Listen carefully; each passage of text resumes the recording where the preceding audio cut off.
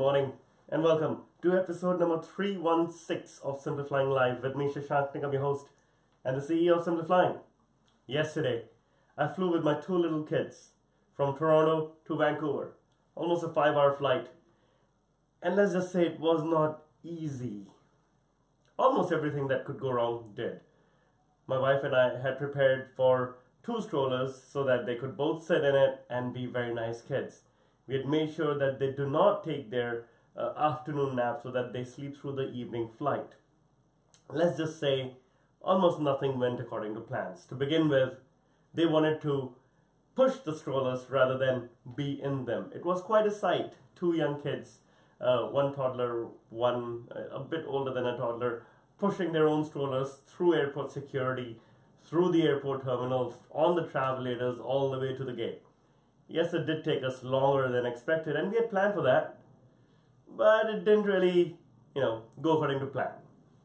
That's totally fine. The airport was the easy part. We got to the gate, we boarded fine, and then my daughters did not want to turn right. It was a narrow body plane in which turning left meant going to the cockpit, and the cockpit seemed much more interesting to them than this row of seats on the right. But we anyway tried to push them through and took them through the aisle. They said hi to everyone, gave high fives as they were walking down the aisle, got seated, got excited, and then got impatient. Why is the plane not taking off, Mommy? Why is the plane sitting on this road, Daddy? Are we running yet on the runway? Those were the questions, but that was just the beginning. Once we did take off, we said, hey, look, mountains, hey, look, clouds, and we thought that will keep them entertained. And it did.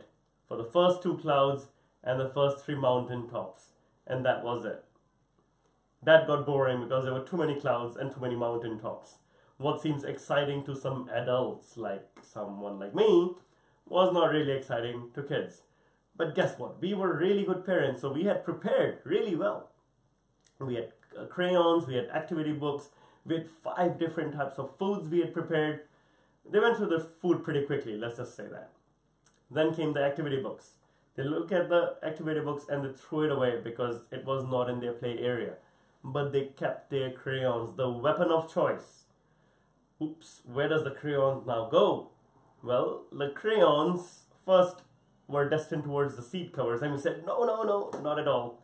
And then the crayons went towards the seat back, and we said, no. And then they saw something shiny, the seat back IFE screen.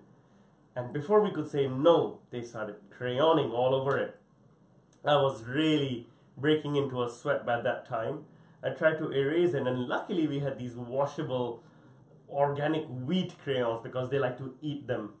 Kids do everything. So I could erase them, and we said, you know what, it's fine, do it. And then in the end, we cleaned all the crayons off the IFE screens, left them spick and span. I'm not going to tell you which airline I flew because the airline is going to come after me after this. After this episode. But there was screaming, there was literally stepping on each other's toes, there was eating and throwing of food, there was loud singing of nursery rhymes like Twinkle Twinkle and Baby Shark. The young parents can all nod and laugh at this, and I know that you know what I'm talking about. 5 hours could not end sooner. I was updating the map every 5 minutes. I was like, 3 hours 27 minutes to go, 3 hours 22 minutes to go, 3 hours 17 minutes to go. Please make this go faster. The flight could not end faster. I did catch a bug as well. But the thing is, airlines can see this as a potential opportunity. And some airlines do a good job at this as well. Most airlines will hand out coloring kits or crayons to kids to keep them busy. The airline I flew in particular had run out of those, and that's fine. We came prepared for those. In fact, when the kids walked up and down the alley and went back to the galley, the flight attendants were very nice and had a nice chat with the kids, and the kids felt entertained, at least for a bit. But once they were back, it was mayhem again for the parents.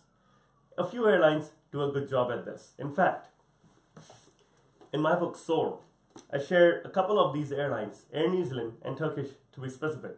Air New Zealand, on their long-haul flights, have story times because almost all of their long-haul flights or overnight to Auckland, let's say to Los Angeles, to Vancouver, and at the back of the galley, the flight attendants will do storytelling sessions for the kids, for young kids, so that the parents can take a break.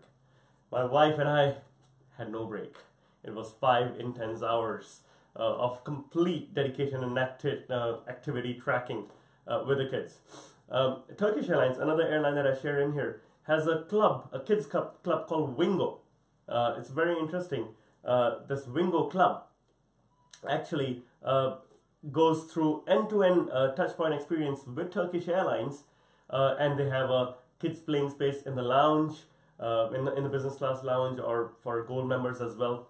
They have coloring kits and activity kits, activity sets for kids as well. A couple of airlines that have not featured in here, including Emirates, for example, has beautiful activity kits for kids, which I think come in very handy. My girl, my elder girl, who has flown Emirates, still has the Emirates backpack that she proudly carries whenever she gets the chance, and the kids love it.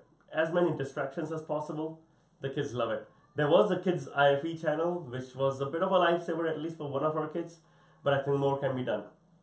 I think if airlines successfully can market the fact that they can take good care of families, and they have taken specific steps, I think they will attract a lot of family dollars to the airline. How do you position yourself as that?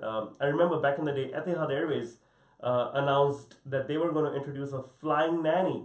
There will be one trained nanny who could take care of kids and could take toddlers away from moms and comfort them. That's really nice, isn't it?